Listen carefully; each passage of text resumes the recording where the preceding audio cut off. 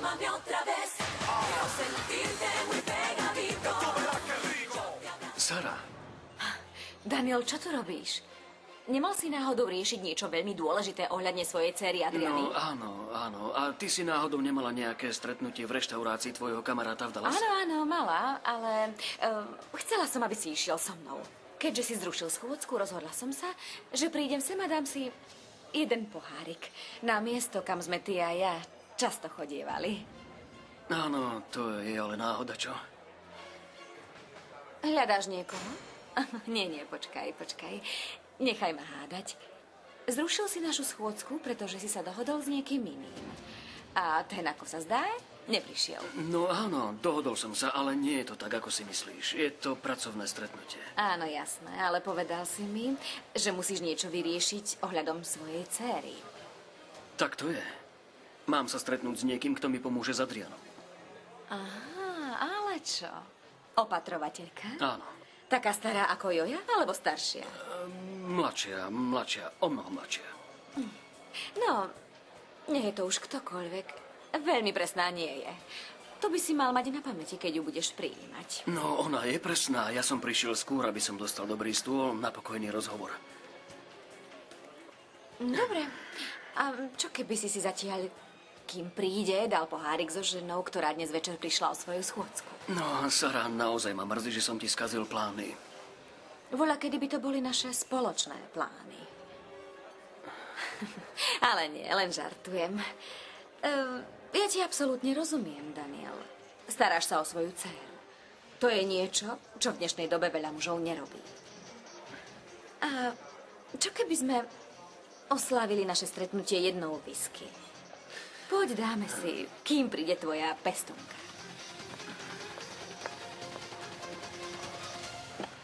Dobre, tu je to. Áno, myslím, že áno. Ďakujem za vaše pochopenie, Armando. Nemáš mi za čo ďakovať, Anna. Ja len chcem, aby si pochopila, že nie som tvoj dozorca. Že by som dal čokoľvek, aby som ťa videl šťastnú.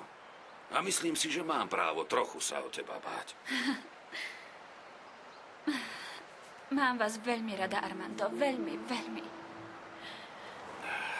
A prepáčte mi, ako som sa k vám dnes správala. Neospravedlňuj sa. Ja ti rozumiem. No a povedzte, ako vyzerám? Nádherne. Si krásna. Anna, len si nerob veľké ilúzie z toho stretnutia. Neočakávaj príliš veľa, lebo nebudeš môcť rozprávať o svojej minulosti. A to sa tým ľuďom nebude páčiť. Najmä, ak chcú zveriť svoju malú dcérku do tvojich rúk. Áno, ja viem. Ak chceš niečo, ti navrhnem. Využi ma. Použij moje meno. Povedz, že my dvaja sme príbuzní. Alebo použij moje meno nejako ináč.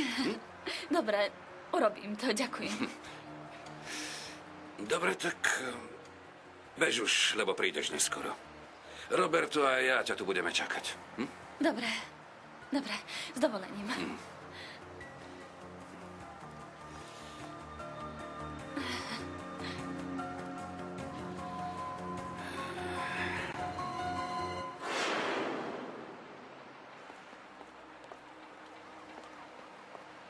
Montana. Moja milovaná priateľka Čanikua. Alebo lepšie povedané, moja nevďačná priateľka Čanikua. Tá, čo sa odo mňa odvrátila práve vtedy, keď Analia zmizla. To je ale náhoda, nie? Upokoj sa, Miguel. Čo sa stalo? Prečo si už viac nechcela pokračovať v našom obchode? Videla si niečo zlé? Alebo naozaj niečo skrývaš pred starým spoločníkom Montanom? Alebo dokonca predo mnou niekoho skrývaš? Neviem, o čom to tu rozprávaš, Montana. Nemám pre tebou čo skrývať. Určite, Čanikua. Určite nevieš nič o Analii. Hej, nedotýkaj sa jej. Vieš, dnes som ju tu videl prechádzať na motorke.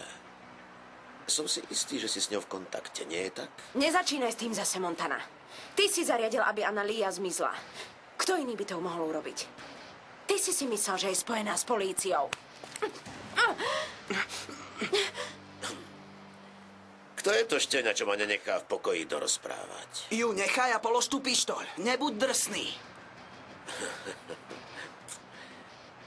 Je to tak, Čanikua? Analia odo mňa odišla, lebo sa bála, že by som ju mohol zabiť? Povedz mi to. Je to tak? Lebo ozdobím telo tvojho princa dierou po guľke. Polož tú prekliatú pištoľ, darebák. Tak polož ju, poď. Tu na teba čakám. Odpovedz mi, Čanikua, kde je Analia? Nechaj ho odísť. Porozprávame sa. Veľmi ti záleží na tvojom princovi. Áno? To sa mi ale veľmi, veľmi páči. Chlapci, mohli by ste sa postarať o odpad, prosím? Nie! Nie! Nie! Nie! Pusti ma! Prekliatý Montana, pusti ma!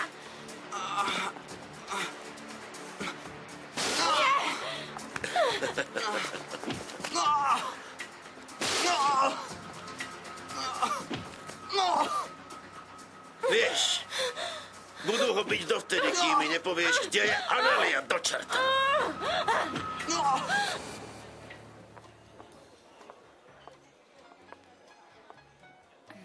Ďakujem. Dobrý večer. Má señorita rezerváciu, alebo na vás niekto čaká? Senior Daniel Montiel mi povedal, že ma odprevadíte k stolu, ktorý rezervoval. Áno, senior Montiel. No, áno, pravda, že señorita vás odprevadím k vášmu stolu. Senior Montiel išiel pozdraviť pár priateľov, ale poviem mu, že ste už prišli.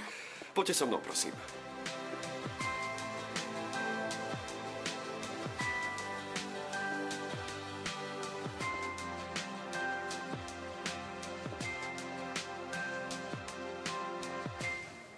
Isté, že sa ma veľmi dotklo, že si zrušil našu schôdzku, Daniel. Bola to prvá schôdzka po dlhom čase. Veľmi som sa tešila, že si spolu dnes večer vyjdeme. Je mi to ľúto, že som ti zničil plány, ale mám veľa práce. Moja svokra má problémy. Joja je veľmi stará a potrebuje oddychovať. A ja potrebujem niekoho, kto by sa postaral o Adri. A prečo si mi nezavolal? Ako žena rozumiem týmto veciam. Vo firme mám veľa zamestnancov. Veľa vzdelaných dievčat, ktoré by ti mohli pomôcť s výchovou Adrianity. A všetko by to bolo na účet spoločnosti. Našej spoločnosti. Áno, mal som to urobiť, ale už netreba. Objavila sa tu tá osoba a ja som jej ponúkol prácu a dnes sa iba dohodneme na podmienkach. No, ak vôbec príde, lebo ako vidím... S dovolením, senior Montiel, osoba, na ktorú ste čakali, je už tu a odprevadil som ju k vášmu stolu. Ďakujem, Gino, ďakujem. Musím už ísť. Len choď, to nie je žiadny problém. Ja dopijem drink a pôjdem. Veď vieš, že neznášam piť sama. Áno, to viem. A čo keby si sa zastavil? Príď do firmy. Chcem, aby si videl, ako som dala zariadiť tvoju kanceláriu. Moju kanceláriu? Ešte tam vôbec je? Všetko tvoje tam je, Daniel. Nielen kancelária. Uchovávam každú sekundu, ktorú sme my dvaja prežili spolu. Urobme jednu vec. Prehodíme našu dnešnú schôdzku na zajtrajší obed. Chceš? Aby som ťa znovu nesklamal, dohodnime sa, že si zajtra zavoláme.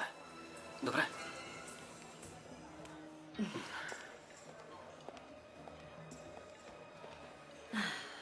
Opatrovateľka. Pôjdem sa ja pekne pozrieť, aká opatrovateľka ťa tak veľmi rozrušuje. Mal si úplnú pravdu, Roberto. Toto sa mi celkom vymklo z rúk. Toto aniné stretnutie s tým Danielom Montielom bude zrejme začiatkom mnohých problémov. A kto to je? Povedala vám Anna niečo o ňom? Áno, je to podnikateľ. Vlastní leteckú spoločnosť, je riaditeľ. A je to otec malého dievčatka, ktoré je podľa Anny veľmi krásne. Nikdy som nevedel v Anených očiach toľko šťastia, ako keď rozpráva o tej malej. Ani nikdy predtým na mňa tak nevyskočila. Zdá sa, že ju celá tá rodina nejako očarila. Keď ich zbadala, mal som pocit, ako by ich poznala celý život. Bolo by veľmi zložité zabrániť jej, aby išla na tú schôdzku.